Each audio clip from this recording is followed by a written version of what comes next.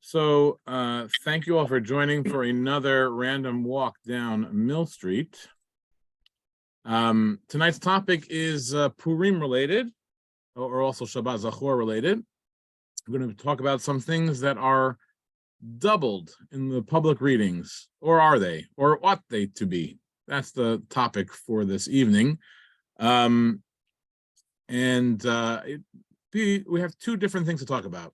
One is Shabbat Zachor, which is coming up this Shabbat. The other is the Megillat Esther, which we're going to read next week on Purim. Before we get into the meat of what I want to speak about this evening, by the way, I see Bella's here. This is all going to be a review for Bella. All review, nothing new. Before we get into the meat of what I want to talk about this evening, I just wanted to say that there are some interesting minhagim here at Sheretz Israel. We have covered some of them previously. We've been doing this class for a long time now. And if you go and look at the old videos, you can get the melodies for Micha Mocha, which is the song sung on Shabbat Zachor, long poem. And we can get the Purim melodies that we sing for Ein Kelokenu on Purim, which are interesting in a whole other class, but we're not going to review those again this year. So we're going to start off by sharing my screen. If I can find it here.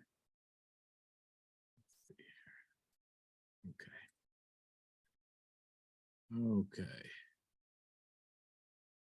And let's see here. By the way, I think someone asked me earlier why in the videos you get these big black marks sometimes. That's because I'm looking at the video panel or the chat panel, and it comes up on my shared screen, and you can see it. But I think I have eliminated that for the recording. Hopefully, we'll see what happens when it comes out. Anyway, today's talk is about saying it again, doubling down on the Masoretic text. And I have to thank Chaim Obadia for sharing some of his materials with me for using in this class. Okay.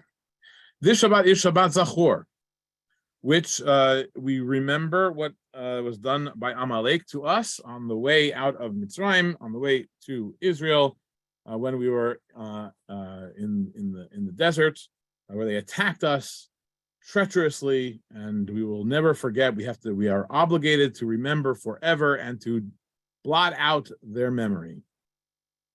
That obligation is not only intended for, as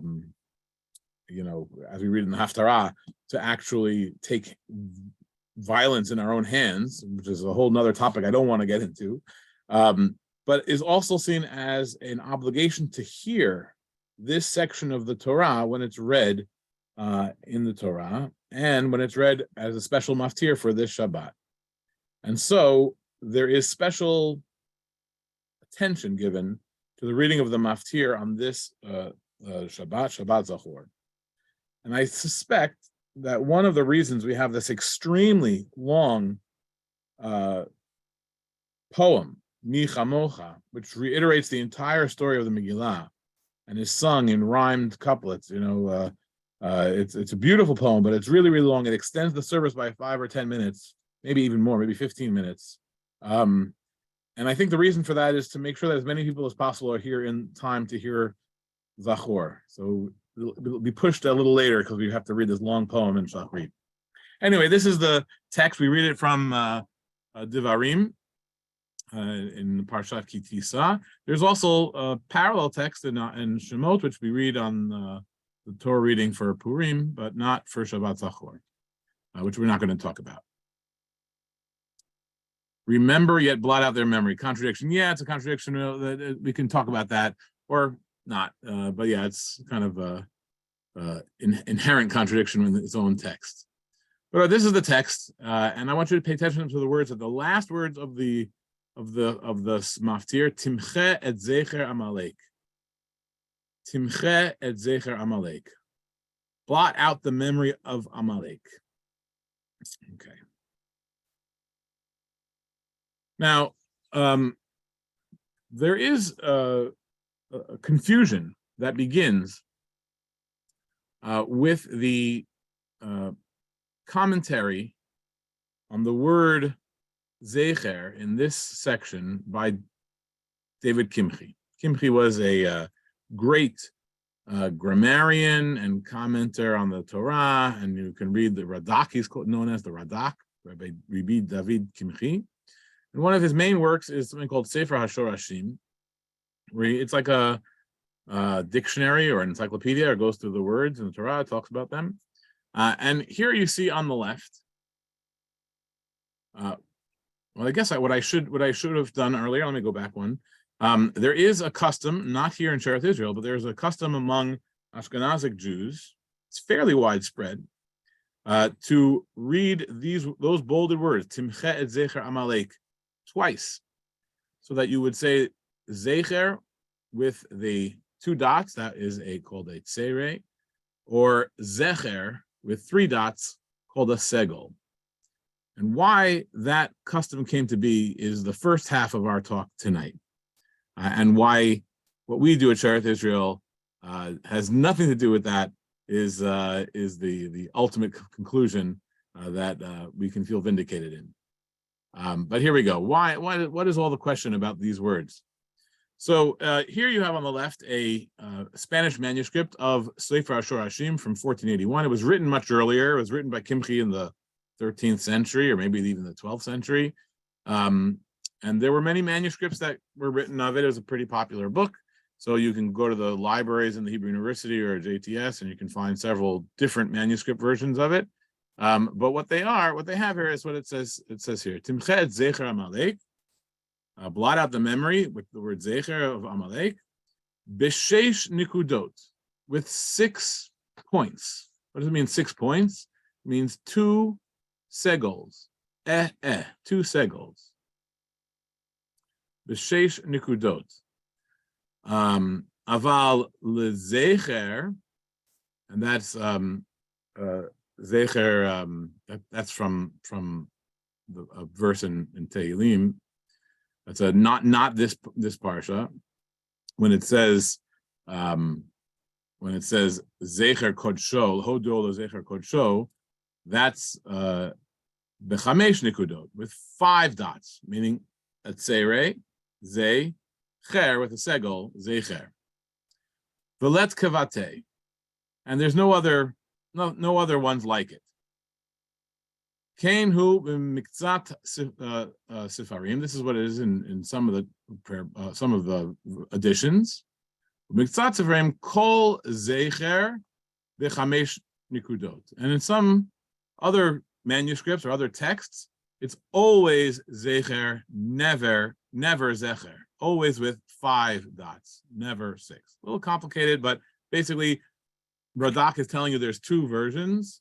Some of them have it that it should be zecher, and in those manuscripts, that's the only place where it appears as zecher. Everywhere else, it's zecher. And some have it everywhere in the whole Torah as zecher, never having zecher. Those are the options that he gives in the manuscript. Confusion begins because when this was printed by Bomberg in Venice in 1529, he left out part of the written text. So when he says it, when he has the Radak printed now for the first time in 1529, if you can see here, it says Timche et Zecher Amalek b'sheish nikudot, with 6 dots. That's 2 segels. Zecher. Aval lezecher kodsho, when it says in Tehillim, hodo lezecher kodsho, in chapter 30 of Tehillim, that is only with 5 dots, so it's zecher. Velet kivate, and there's no other examples of this. Nothing else like it. And then it goes on to the next topic. It skips the whole rest. And the implication from this mistake is that it says zecher everywhere, except in one place where it says zecher with a zere, and that one place is in Tehillim. Everywhere else, it should say zecher. Now, this is a mistake because that is the opposite of what Kimchi intended. He meant to say that in those manuscripts which say zecher, That's the only place where it says it in our parasha about the remembering Amalek, not the Tehillim. But it got reversed to make it say that because of the way that it got cut off, that it looks like Kimchi was saying that only in the Tehillim does it say Zecher, everywhere else it says Zecher. Now you would say, what's the big deal? Except that Kimchi's book was influential. And so from the beginning of this mistake in the 16th century, for about 200 years, people were making corrections to their texts. And here's one that occurred in 1579. Take a look here. This is a printed prayer book from Basel, an Ashkenazic prayer book, and I could give you many other examples where they change the pointing of Ashrei. It's one of our most common prayers. Ashrei, we say it multiple times every day. And instead of saying Zecher Rav Tu B'chai Abiyu, it says Zecher. And this was changed because of what it says in Kimchi, that everywhere it should be Zecher, and the only place it should say Zecher is in that one place in Tehillim. So you get this? I hope you understand what I've said. This is the basis of a mistake. There was a mistake made in the printing, which caused a lot of havoc as people were trying to correct their prayer books and their chumashim on the basis of this statement by Kimchi. Shows you the status of Radak, how important he was, that people trusted his assessments. Unfortunately, it was not printed correctly. So what happens then as a result of this mistake? So as over the course of 200 years, many versions of the Sidur and Chumashim are making corrections based on it. And around the end of the 18th century and the beginning of the 19th century, you get a work that's written called Maaseh Rav. And this was a book that recorded the traditions, the halachot, the customs of the Vilna Gaon. Eliyahu Vilna, the Vilna Gaon was, the leading Torah authority from Eastern Europe in the 18th century, late 18th century. And his students recorded his customs. He's in his commentaries on Talmud and Torah, he's very cryptic, he's very short. There's not a lot that he wrote lengthy. Usually it's very short and you have to figure out exactly what he means.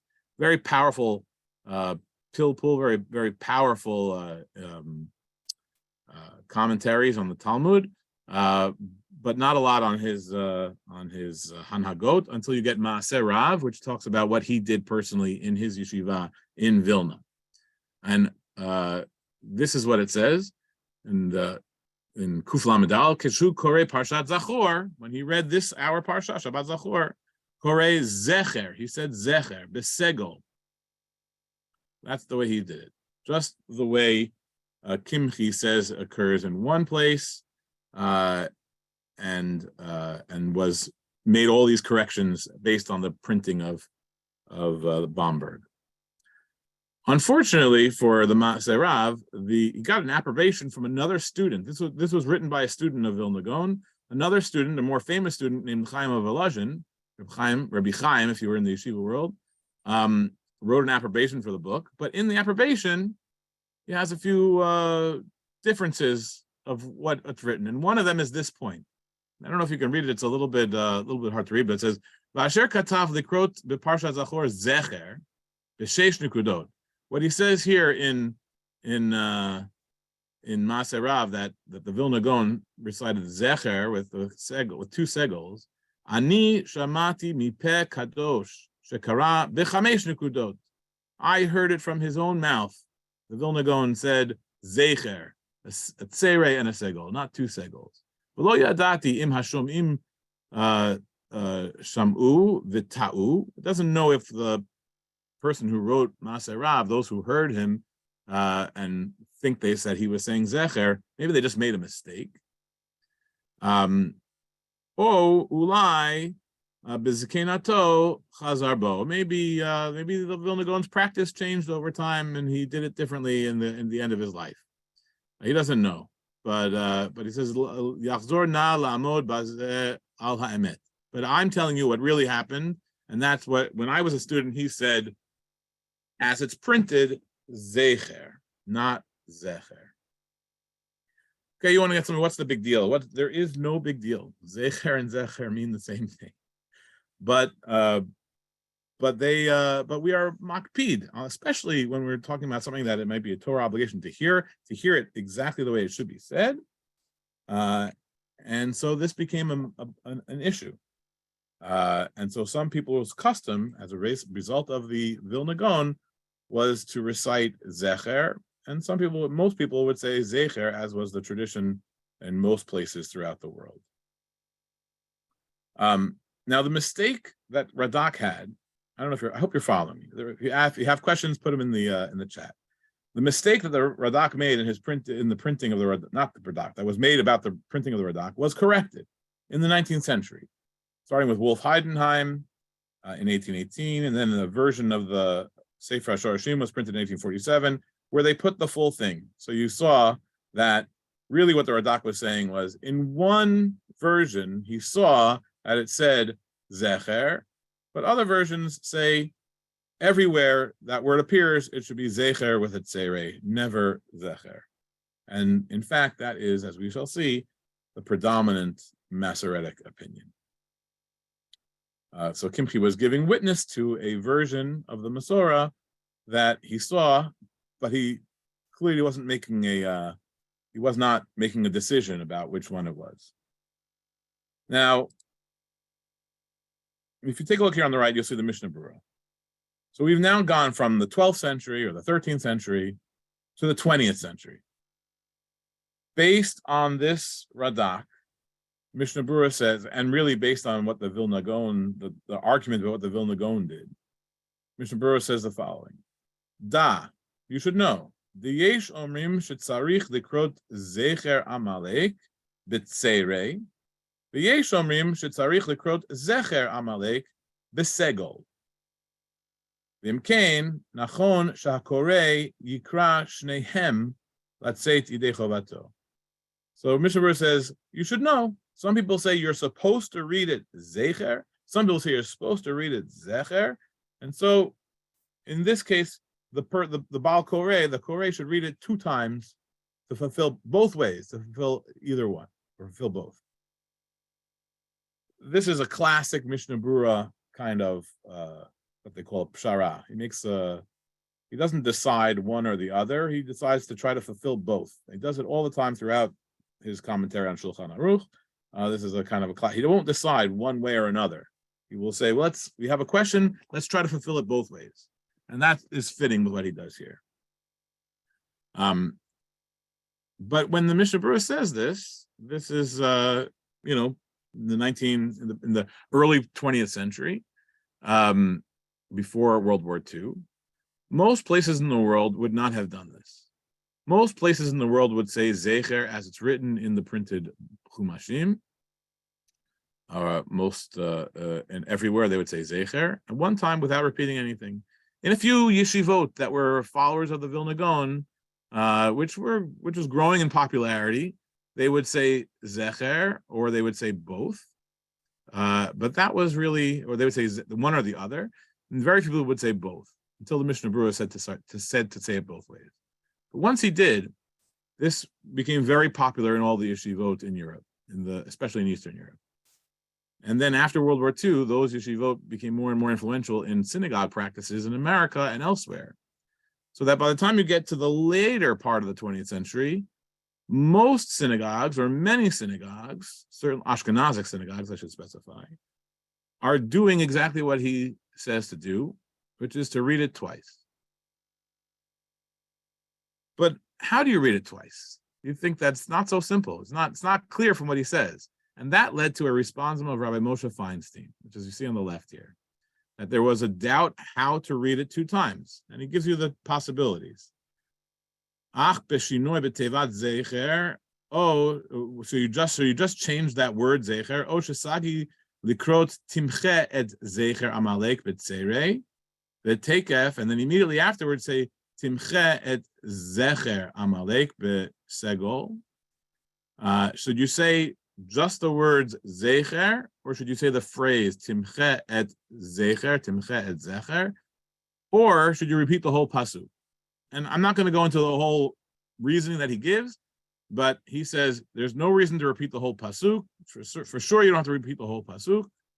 And it's better if you say the phrase Timche et Zecher Amalek and then repeat it and say Timche et Zecher Amalek. If you're following me so far, this means that as a result of a mistake in the Radak, printed works throughout for about a period of about 200 years started making corrections to texts that they didn't need to correct, changing every place where it said Zecher to Zecher. And the Vilna Gaon was reportedly to have made this correction in the Megillah. So he would say Timche et Zecher Amalek. But that's disputed. Once you get to the 19th and 20th centuries, they're no longer doubtful. They have corrected the Radak. They're no longer making this edit. And everyone knows that it's Zecher, not Zecher.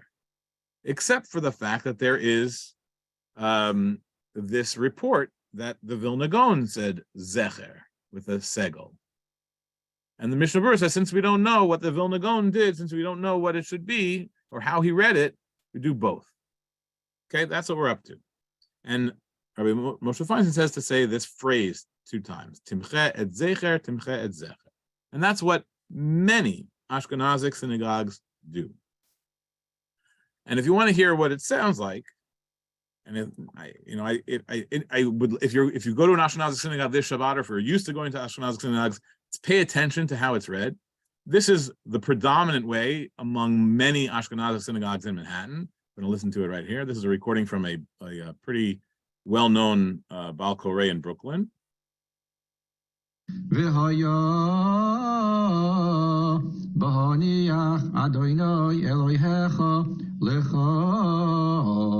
Mikol oyevecha misaviv ba'aretz asher Adonai Elohecha noisein lecha nachalo l'rishtach timche es zecher amalek timche es zecher amalek mitachas hashomoyim loi tishkach.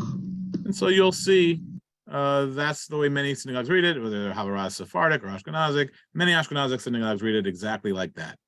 There is another way of reading it. Which is the predominant way in Chabad and a few other places as well. And it sounds like this.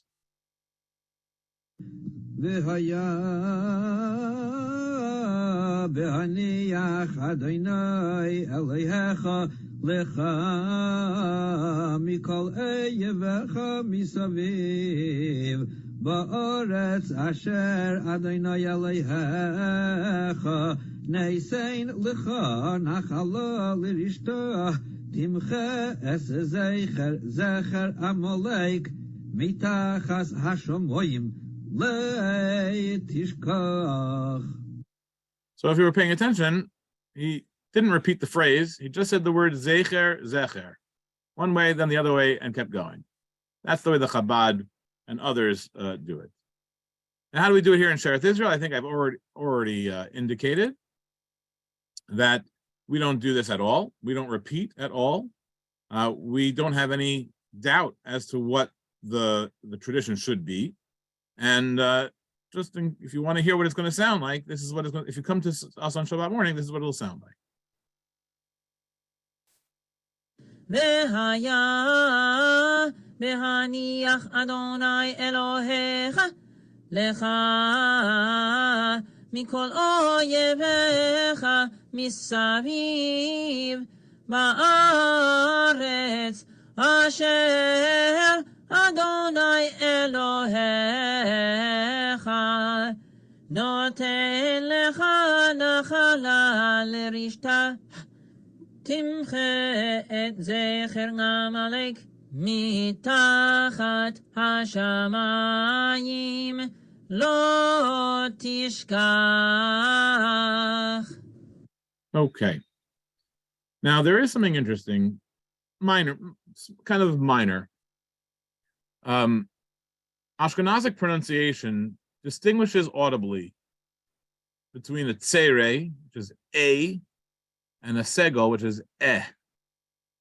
In modern Israeli pronunciation, and in many traditional Sephardic pronunciations, that distinction is almost nothing. They pronounce it interchangeably, something in between a and eh, every time. I'm sure Claude could say zecher. I don't know. There's not like a major distinction. You wouldn't say much. Now in the Spanish Portuguese tradition, there is. We say like the Ashkenazim. There is a and eh. When you listen to Navarro, when you listen to Bram Cardozo, when you listen to Rabbi Rode, they do say zecher or zecher. They don't say zecher, but they would say you can hear the a sound. It's not zecher. You can hear the a. And so that's a little bit distinction between Spanish Portuguese Jews and some of the other communities. Nevertheless, we have no doubt as to what the Masorah is, which is a tsere. There's no segol there. It's just a tsere. And that's the way we read it without any kind of repetition for any reason whatsoever. Now, the question now becomes, what about the Radak in the beginning, in the first place? The Radak said that there were versions that said with a segol, that had it with a segol. So what is he talking about? And the truth is, there may be some, but they're from unreliable manuscripts. That was research done by Mordechai Breuer, who was an expert in Masorah in Gush in Israel, and by Jordan Penkower, who's another Masoretic expert in Israel. They have done extensive research, and the result is when you look at the original manuscripts of the Masorah. What do I mean by Masorah? Shouldn't explain. Maybe I should explain that. Masorah. What is Masorah? The Hebrew word means tradition. The Hebrew words mean tradition. When I was in college, I took an accounting class. I went to Queens College, and I was, Orthodox. I wore yarmulke in school, and on the first day, one of the other frum kids came up to me and says, "Hey, you got Masorah?" I didn't know what he was talking about, but it turned out that there was a tradition passed on from Orthodox students to Orthodox students for this class that had all the final exams and midterm exams, a big file of them. That was physical. Probably the kids these days, they don't do anything like that. And this was given to me.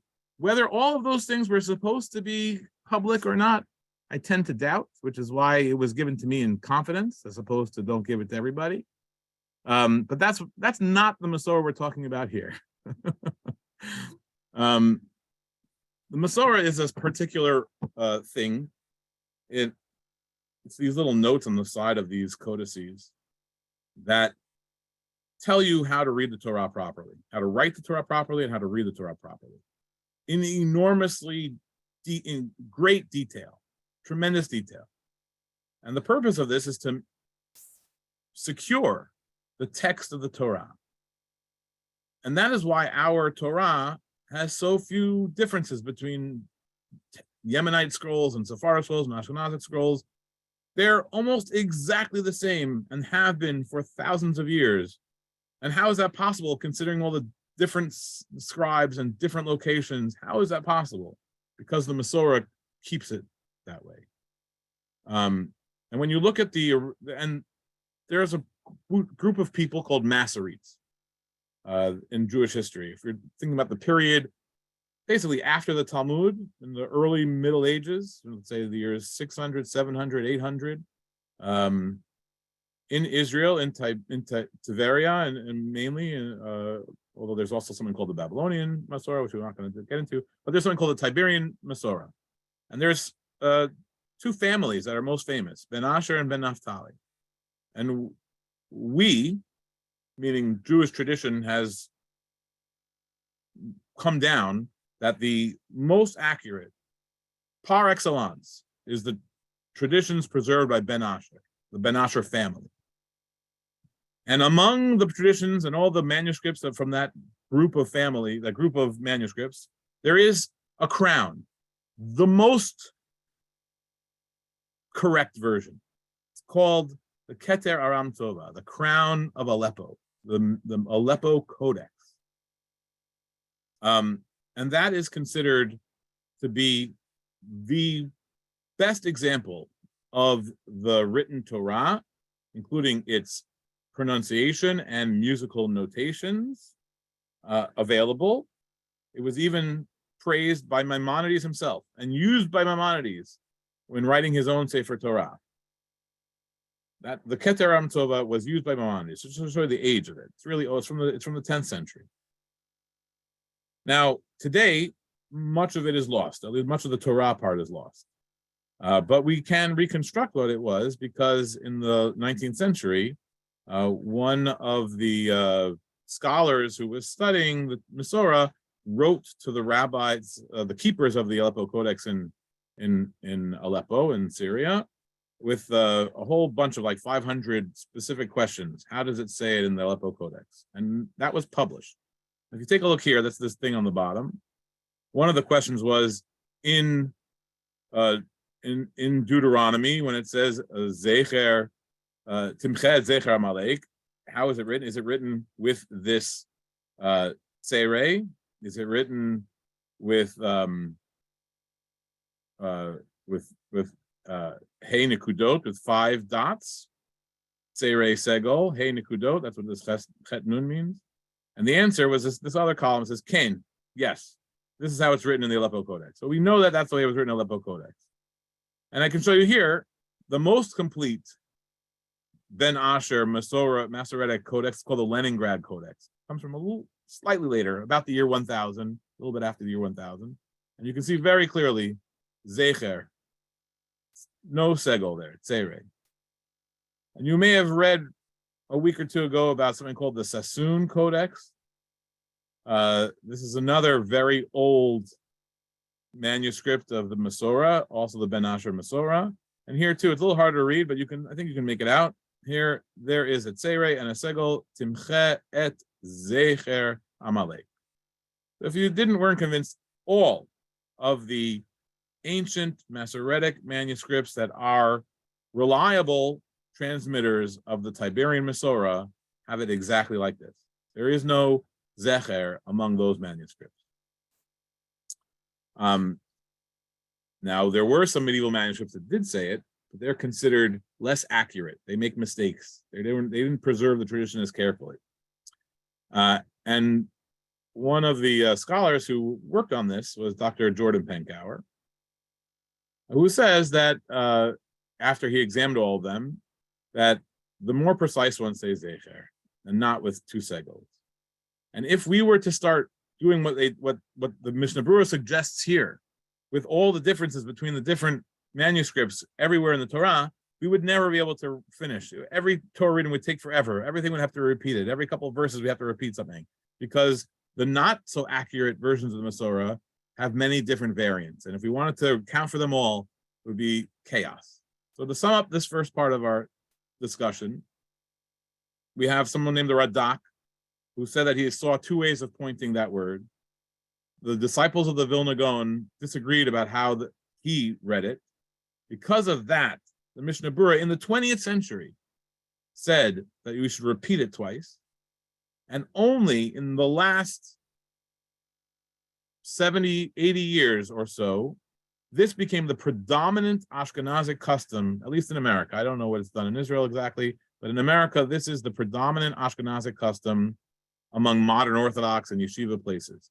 Not so with synagogues that have their own tradition. So if you were to go to Breuer's, where they don't have any qualms about saying what it's supposed to be, they don't make psharot, they don't do things twice to satisfy multiple opinions. The tradition is Zecher.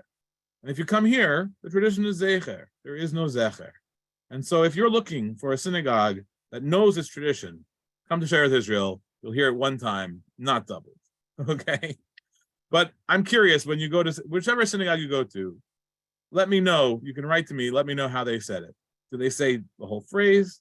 Do they say it one time? Do they repeat it twice? Do they say just the word? I'm curious to know what is common practice these days. Okay, that is part one of our discussion.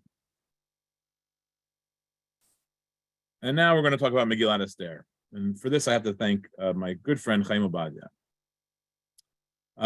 Similar to this discussion about Zecher and Zecher, there is a custom that is attested in many places, not as common necessarily, to repeat certain words in the Megillah twice. And here you have a source from Shlomo Goren, the chief rabbi of Israel in the second half of the 20th century, one of the chief rabbis of Israel. And he says, Nahagu lekro pa'amayim et pasuk yud aleph shebeperek chet. In Esther, chapter 8, verse 11, he says to repeat certain words. What are we going to repeat? Lahashmid, laharog, ul-abed. And then the second time, right away, you say lahashmid, vilaharog, ul-abed. We'll talk about what that means in a second, but it's one letter, the addition of a vav to this word laharog. He says to say it twice. And then he says the next thing, Kain Osim, you also do the same thing in the second pasuk of the 9th chapter, chapter 9, verse 2. You should read V'ish lo amad bifneihem, ubepam hashniya omrim V'ish lo amad lifneihem. So this first letter in this word bifneihem, lifneihem should be repeated. Now this is really, really weird that this should be done in Megillat Esther. We've already seen that it's not really done anywhere else. We don't do that in the Torah. We have Ktiv Kri all the time, but we know which way it's read and which way it's written. We don't have the doubt of how it's supposed to be read. The Masorah tells us how it's supposed to be read, and we saw so this thing with Zecher and Zecher, but really the Masorah is pretty clear there too, and that's a mistake that was only in the 20th century. There's no why should we repeat these words? What kind of doubt could there be? So I want to show you, these pictures are from Megillot that are from Shearith Israel. And you can see that the Megillah on the left is a gift of a man named Alfred Marcus in the year 1889. If you are not an expert in the way things are written, you can take a look here. This Aleph is pointing inward, the bottom foot. That's a pretty good indication this is Ashkenazic scribe. This is an Ashkenazic. The other way is look at this pay. Got this little smutchik, I don't know what to call this little edge in the middle of the pay. Dead giveaway that this is an Ashkenazic Megillah. And the Ashkenazic Megillah says, Lahashmid, Liharog, or Laharog, Ul Abed. Lahashmid, Laharog, Ul Abed. This verse is when, at the end of the Megillah, when the Jews are given permission, Achashverosh can't rescind the evil decree that Haman had enacted that the Jews would be exterminated on Adar 13. And so Achashverosh gives permission for Mordechai and Esther to send out a new decree saying that the Jews can destroy the followers of Haman. Lahashmid, laharog, ulabed. But if you take a look at this Sephardic one, this also comes from Shearith Israel. This is another Megillah from Shearith Israel. A little harder to see because the cloth was a little shiny. You'll see it says Lahashmid vilaharog ulabed. This is an extra vav there. Okay, so we have a difference in the way it's written. Practical difference. These are both 19th century Megillot. I don't know how you're supposed to read it. It's not like the Torah where they're all the same. Here we have two different Megillot. Same thing a couple of verses later in the 9th chapter, as we saw. In the Ashkenazic one, it says, "V'ish lo amad bifneihem," that they were afraid. People were afraid to stand up against the Jewish people. They were afraid of them because of this. Now they were now they had the right to fight by King Ahasuerus, and so it says they couldn't stand before them, bifneihem. But the Sephardic one says lo amad lifneihem. There is a difference in meaning, but it's very slight. It's really not even worth talking about. That lo amad lifneihem, lo amad bifneihem, in front of them, or against them is, the way you would distinguish between the meanings, but they're idiomatically the same. But how are you supposed to read it? I don't know. Read what it says in front of you. That's the way I would guess. But no, the Ashkenazic poskim have said to say these verses 2 times to get both readings in. Now, the only problem with trying to do it 2 times is that there is a commentary called the Minchat Shai. So I think he's 18th century or maybe 17th century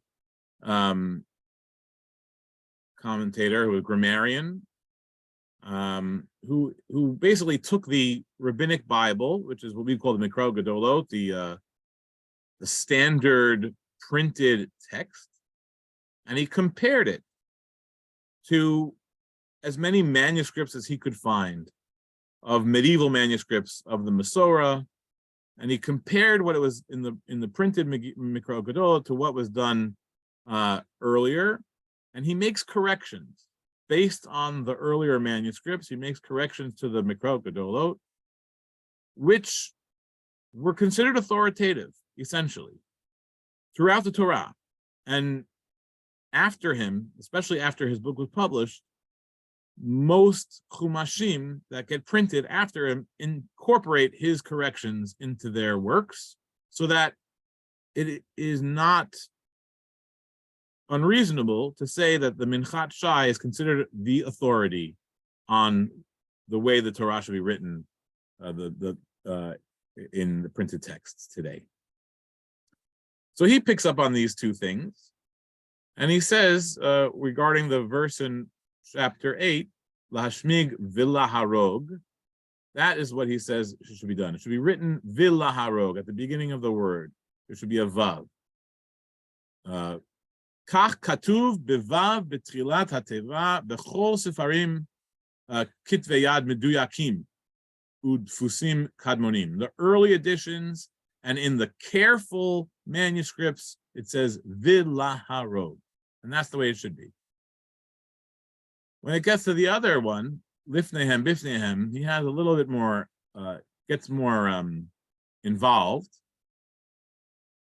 But because it's getting late, I don't want to spend too much time on it. I still want to show you some more things. But at the end, he says that it should be written Lifnehem, before them. Umehacha shamina didin the Esther katuv lifnehem belamed v'chein matzati b'machzor kodman. That's what he saw in the early codices. That it should say lifnehem, not bifnehem.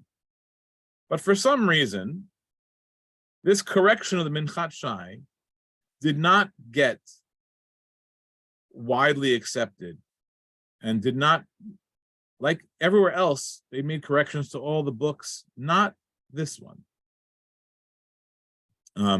Just to show you, this is the earliest printed Bible, the Bomberg, or I say the second. This is what becomes the Mikro Gedolot.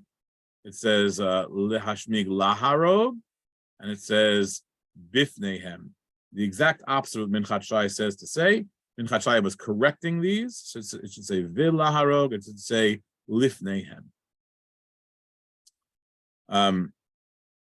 Jordan Penkower, we saw earlier, took a look at all the manuscripts, and this chart, which was made by Chaim Obadia, summarizes it very well. Ashkenazic manuscripts, there are 11 of them that were examined.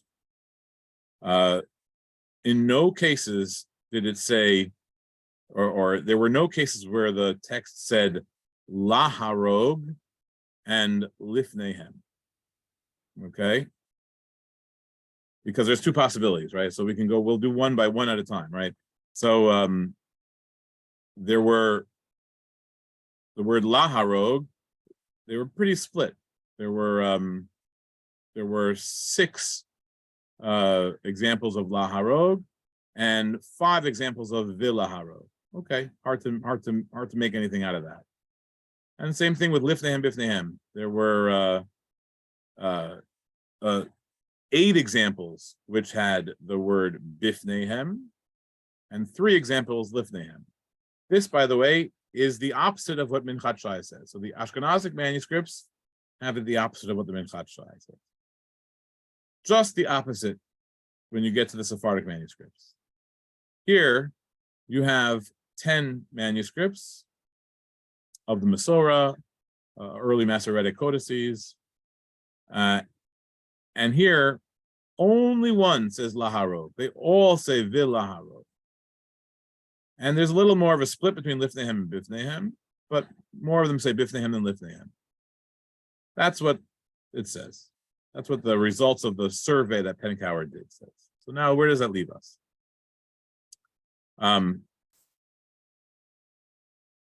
When you look at the earliest, like we did earlier, the most accurate, the early Tiberian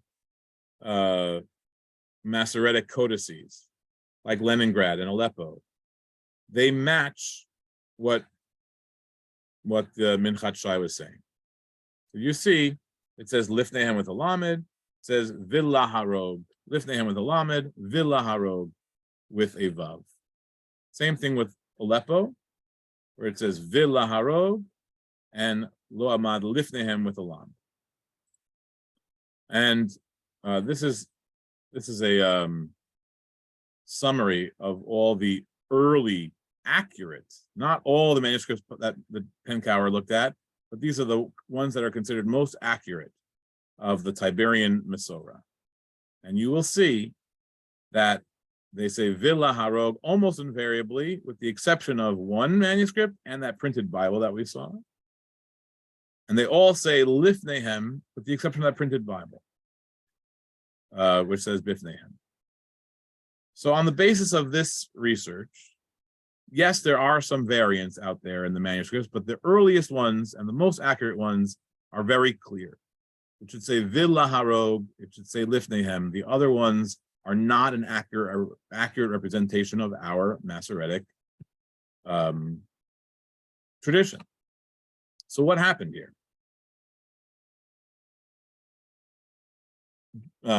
Mordechai Breuer's theory, you don't have to read it actually, I can just tell it to you.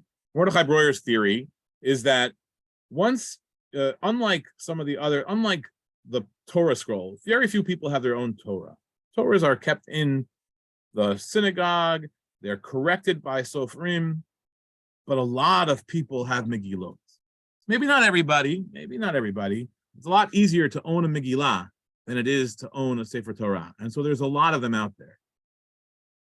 And so if you have a Megillah and Minchat Shai comes and says, hey, you're wrong, maybe some people would go and change it. Most people would not even know that what the Minchat Shai said. Then you'll come to synagogue, you'll hear the Chazan say something different, your book will say something different, you'll get all upset. So Breuer's theory is that Minchat Shai's corrections were not incorporated because it had already diffused throughout the Jewish world. These mistakes were already there. These varieties were already out there. Even though the early Masoretic texts are pretty clear, but somehow these mistakes crept in, and they perforated all over. And it's not a Sephardic and Ashkenazic easy divide as the other one was, the Zecher and Zecher. That was not an Ashkenazic Sephardic divide at all. And just to show you that, these are another 2 Megillot from Sheretz Israel. All of these examples are from Sheretz Israel. The one on the right is a Megillah that was donated to Sheretz Israel by a man named J. Edgar Phillips in 1875, or about 1875. And you'll see, this is a Sephardic Megillah. You'll see it says Laharog, not like the original Masorah with a Vav. And it says Bifnehem, not like the original Masorah with a Lamed. And just contrasting that with an old Ashkenazic one. Again, how do we know it's Ashkenazic? Take a look at this Aleph here, take a look at this Fei. This is not a Sephardic Megillah. It's an old one. It's from about the year 1800 or so. It has very special letters and special things that are darkened and made large. Interesting scribal traditions in it. But this is according to the old Masorah, where it says Villa Harog and Lifnehem. So these Megillot are out there, and they're being used by people, and they don't match up to Sephardic or Ashkenazic. There's no one way to figure it out. They're diverse. So even though Minchat Shai comes and corrects what it should be, it never got really accepted by the people. And hence, today, there is room for reading both ways, even though we know the Masorah. And that has become the practice in many places. And so now we'll listen to what was done in the Spanish-Portuguese world. I didn't put up the text here, so you're gonna have to really listen carefully. The ones on the left are from a Chazan named Nabarro, who was Chazan in Amsterdam in the immediate post-war era, so in the 50s and the 60s. And this is the way he read it.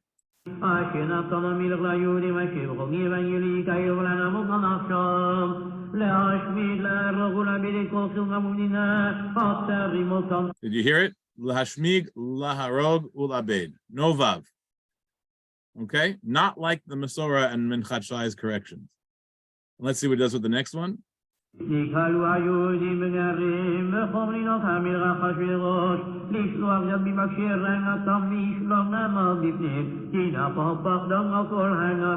hear it? It said bifnehem. Not like the Minchat Shai's corrections. In both cases. And here I have Rabbi Rode. This is the recording he made for people to learn how to read Megillah, especially for the women's reading. So these recordings get distributed to people every year. And so he does it slowly or slower than you'll hear on the other one for educational purposes. And this is what he says. Did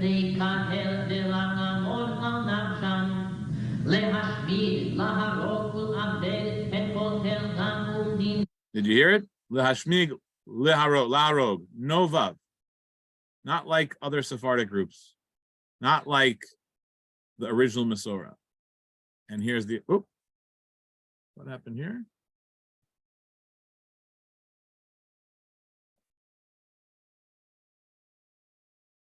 I went too far.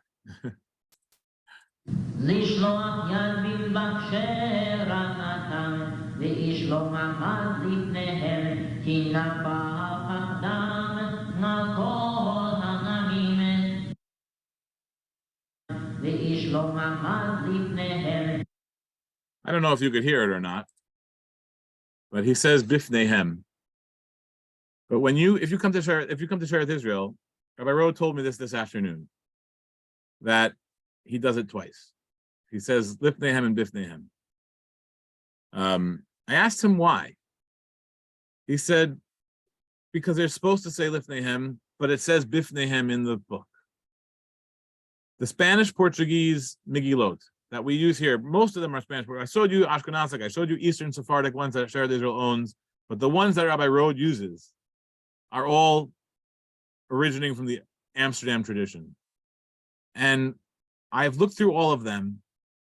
There's about 7 or 8. They all have it not the way the Minchat Shai says to do it. They all have it laharog and bifnehem. And so Rabbi Rode decides that he'll do it both ways because he knows that the Masorah is supposed to be different than what our tradition is. I spoke to Chaim Obadia, who alerted me to this whole issue. He said, just correct the Megillot. We know the Masorah. There is no doubt. The Masorah, if you look at the old traditions, if you look at the Aleppo Codex, if you look at the Leningrad Codex, the Sassoon Codex, all the old codices, we know what it's supposed to say. Nevertheless, things have crept in, changes have crept in, and people decide to say things twice. Even here at Sheretz Israel, where we should just stick to our traditions. That's what I got for you today. I'm going to end the recording and let you hear your comments. I'm interested what they do in Mikveh Israel. Rabbi Gabai. Let me unmute everybody.